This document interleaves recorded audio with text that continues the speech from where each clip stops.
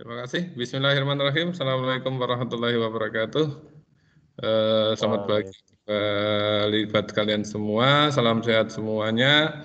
Sebelumnya puji syukur kehadirat Allah Subhanahu wa taala yang mana pada kesempatan pagi hari ini kita masih bisa KBMPDJ di hari Kamis tanggal 13 Agustus 2020.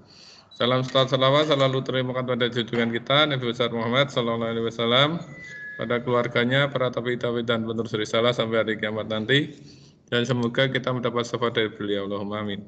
Sebelum KBM kita mulai, mari kita berdoa dulu. Berdoa menurut agama dan kepercayaan masing-masing, dipersilahkan.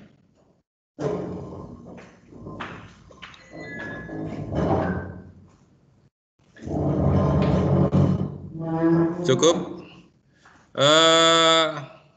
Anak-anakku semuanya, ini nanti kita 2 bulan ke depan kalian akan ditemani oleh master dari UNS, ya, Master Duyendra. Nah, beliau nanti kalian silakan bertatanya pakai webnya, silakan, aplikasi yang lain silakan. Dia master ya. Kalau kalian mau belajar naik gajah, silakan juga. Ya. Beliau masternya naik gajah ya Mas Duyendra ya. Begitu dulu, perkenalan dulu sama Pak Duendranya. Silakan Pak Duendra, perkenalan dulu. Ya, terima kasih Pak Teguh. Selamat pagi semuanya. Assalamualaikum warahmatullahi wabarakatuh. Perkenalkan, nama saya Muhammad Duyandra Putra, biasa dipanggil Tiandra. Nah, saya mahasiswa PPL dari Universitas 11 Maret. Nanti untuk 2 bulan ke depan akan membersamai dengan didampingi Pak Teguh untuk mata pelajaran kewirausahaan ini. Jadi untuk kalian semua mohon kerjasamanya supaya semuanya bisa berjalan dengan lancar gitu ya. Ya, sekian mungkin Pak Teguh. Terima kasih. Buat anak-anakku semua, tolong yang masih gondrong, minggu depan sudah nggak boleh gondrong ya. Silakan kalian potong rambut, cari yang gratis saja nggak apa-apa. Ke sekolahan, ke satpaman nanti tak potong gundul gitu. Terus kukunya gimana? Masih panjangkah? Apakah karena tidak main laptop kukunya panjang? Aman, Pak. Oh aman, alhamdulillah. Itu masternya bis itu sudah siap belum itu? Yang bis mania itu? Ya. Tugas kemarin hari ini ya selesainya ya? Udah selesai belum? Sudah. Oke. Sudah. Buat animasi sebaik mungkin ya. Untuk kali ini Mas Duendra mau menampilkan materi nanti sekitar 10 menit. Tolong kalian perhatikan. Kalau memang dalam buku modulnya belum ada, silakan dicatat. Begitu. Silakan Mas Duendra untuk materi kali ini 3.2. Silakan. Oh, oke Pak. Minta izin untuk presentator Pak. Oh iya, bentar.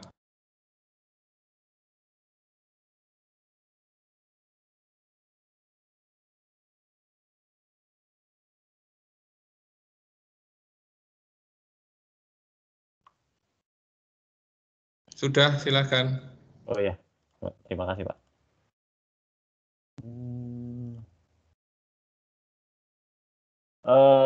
Sudah muncul ya PowerPoint saya atau belum? Sudah. Ya, langsung saja kita mulai. Assalamualaikum warahmatullahi wabarakatuh.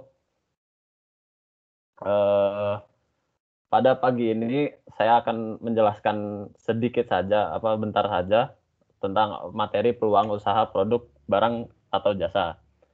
Kelas 11 RPL SMK Negeri 2 Karanganyar. Adapun kompetensi dasar yang akan kita capai pada pagi hari ini adalah menganalisis peluang produk, barang atau jasa.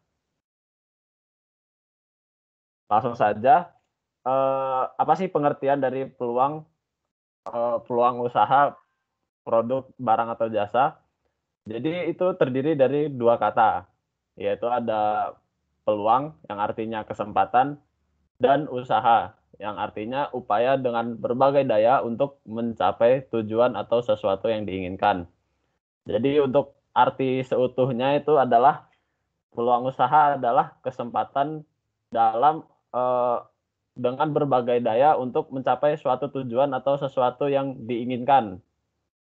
Dalam hal ini ya apa, nama kita wirausaha yaitu pastinya kan apa, usaha untuk mencari keuntungan gitu ya. Jadi, kesempatan-kesempatan di mana kita apa, bisa mencari keuntungan di dalam situ. Jadi apa namanya, kesempatan ini kesempatan peluang usaha ini bentuknya bisa berbagai macam gitu, bisa, eee, datangnya dari situasi kondisi, bisa dari sumber daya yang kita miliki gitu.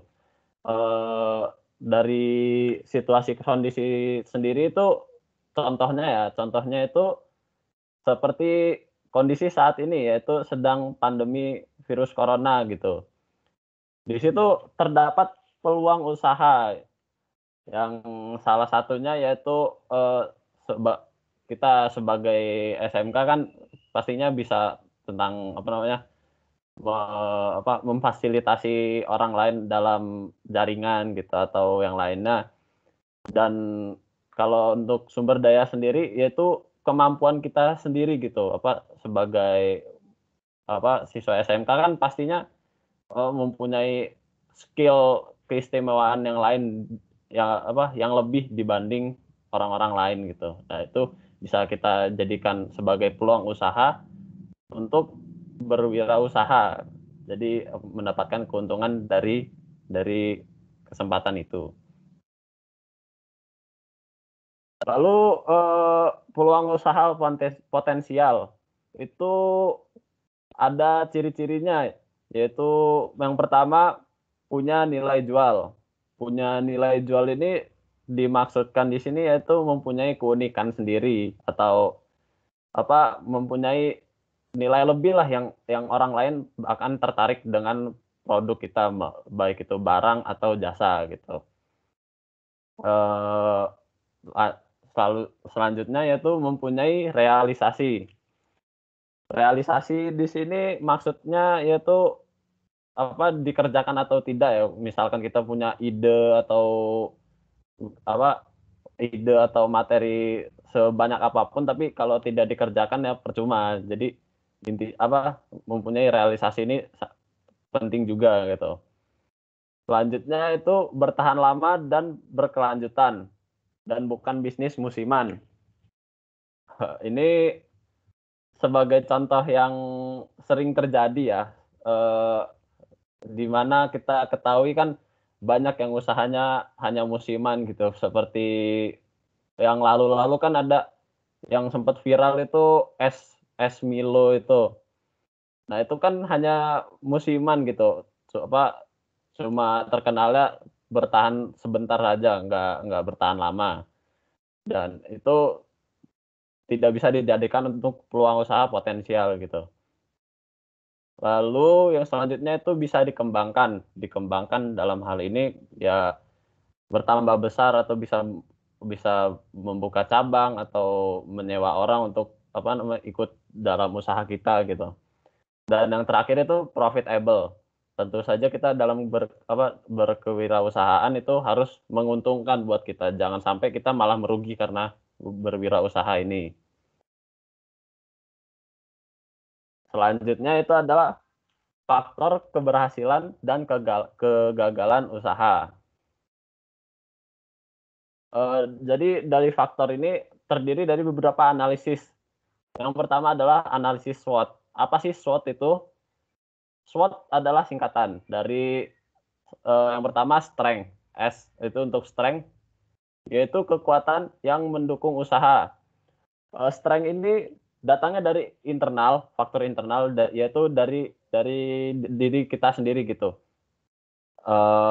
Misalkan kekuatan dari diri kita sendiri itu yaitu kita mempunyai keahlian dalam hal ini kalian bisa merancang suatu program gitu ya. Itu dapat menjadi strength untuk kalian, untuk usaha kalian gitu. Lalu selanjutnya ada weakness, yaitu kelemahan yang membatasi usaha. Ini juga termasuk dalam faktor internal, yaitu datangnya dari dalam diri kita sendiri gitu.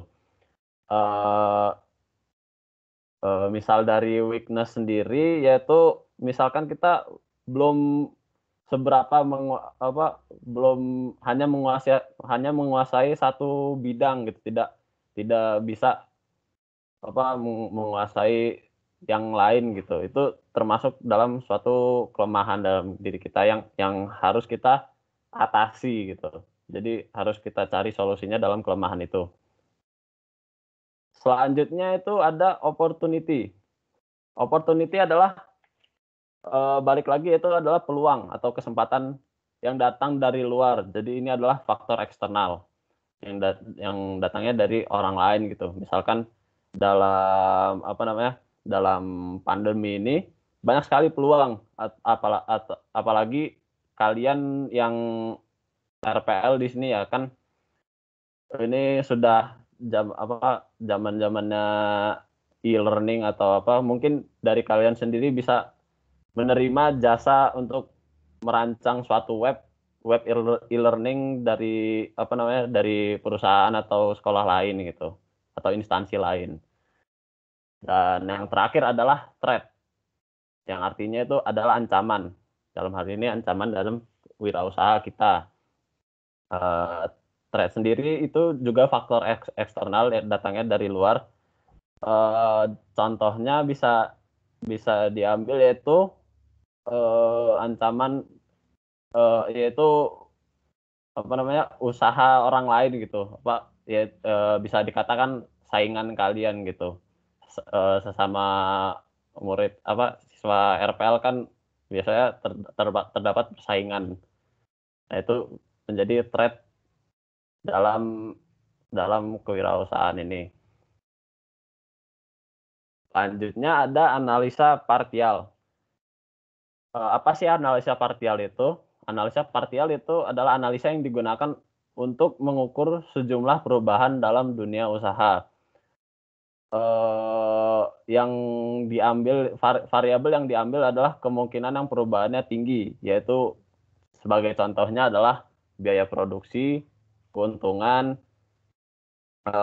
pendapatan kotor gitu, atau jumlah keluar masuknya barang yang akan kita tawarkan, barang atau jasa yang akan kita tawarkan gitu.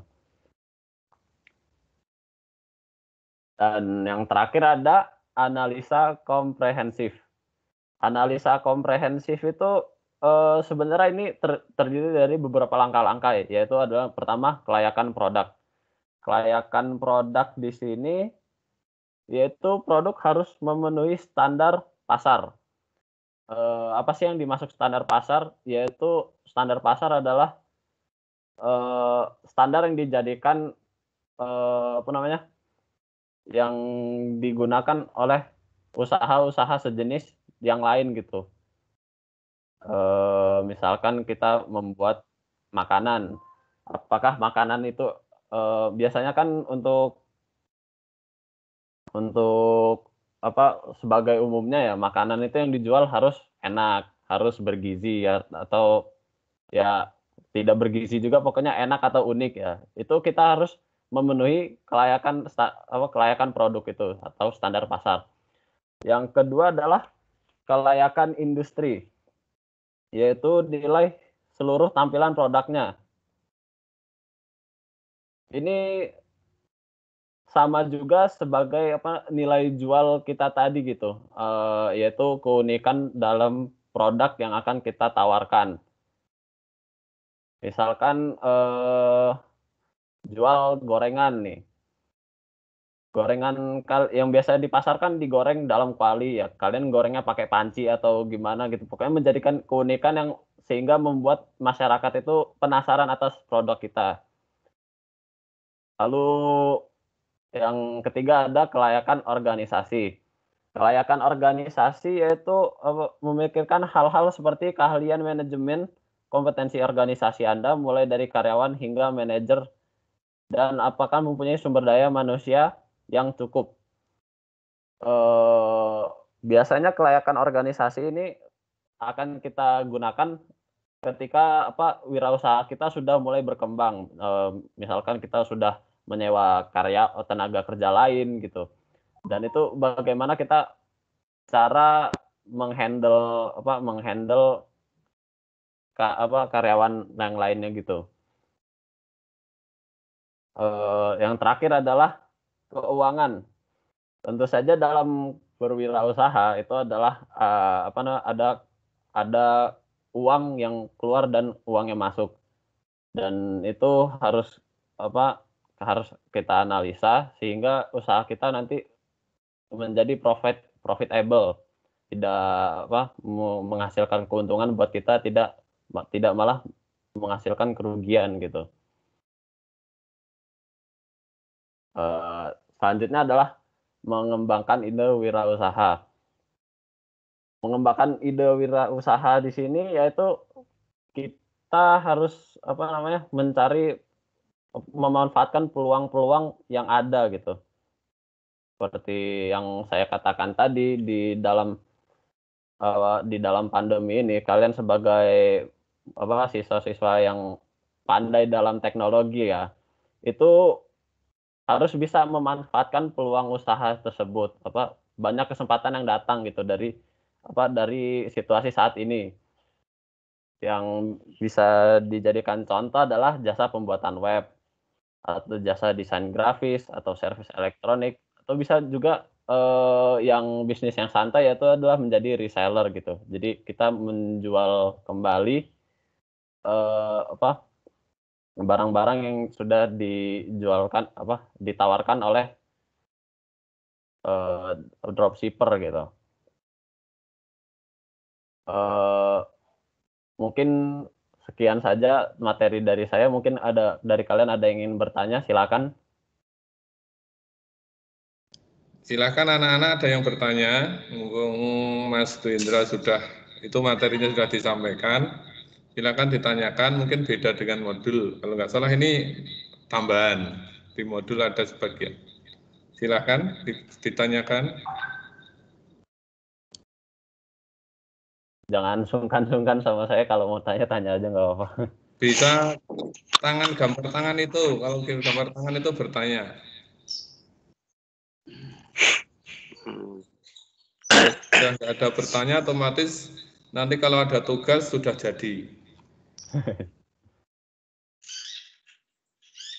Terus aja Mas Duindra, jenengan sampaikan yang tugas kemarin kekurangannya yang mana? Yang video itu ya Pak ya? Oke, yang jenengan buat rubrik.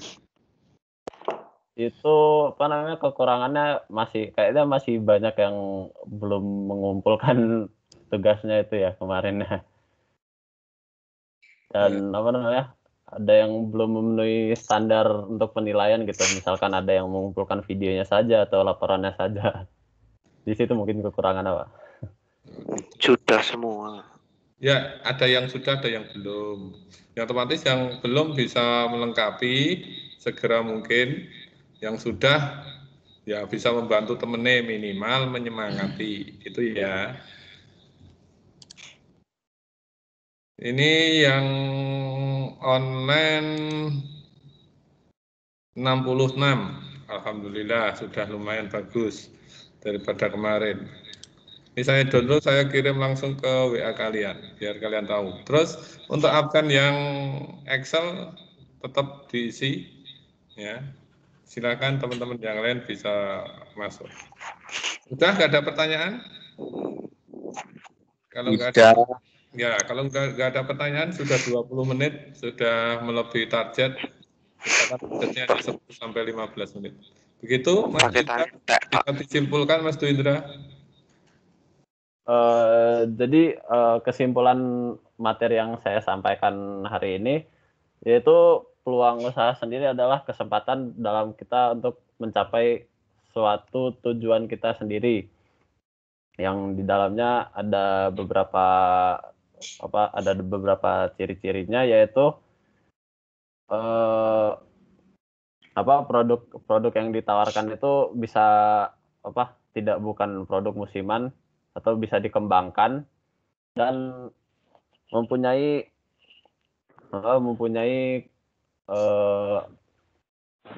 ini tadi, dan faktor-faktor yang bisa menjadikan keberhasilan atau kegagalan dari usaha kita sendiri itu adalah ada faktor dari SWOT tadi, yaitu strength, weakness, opportunity, dan threat. Lalu ada analisis partial dan analisis komprehensif. Dan mungkin yang terakhir, dalam situasi kali ini kita sebagai siswa dari yang pandai teknologi harus memanfaatkan kesempatan yang ada dalam situasi saat ini gitu, dalam berbagai jasa yang mungkin bisa kita tawarkan begitu.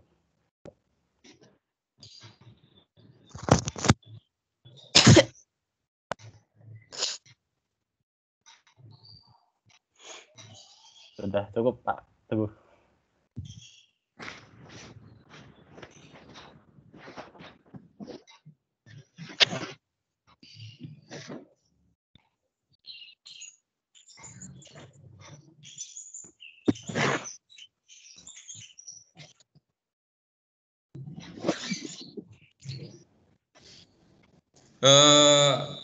Gimana? Sudah jelas tampilan dari Mas Dwindra?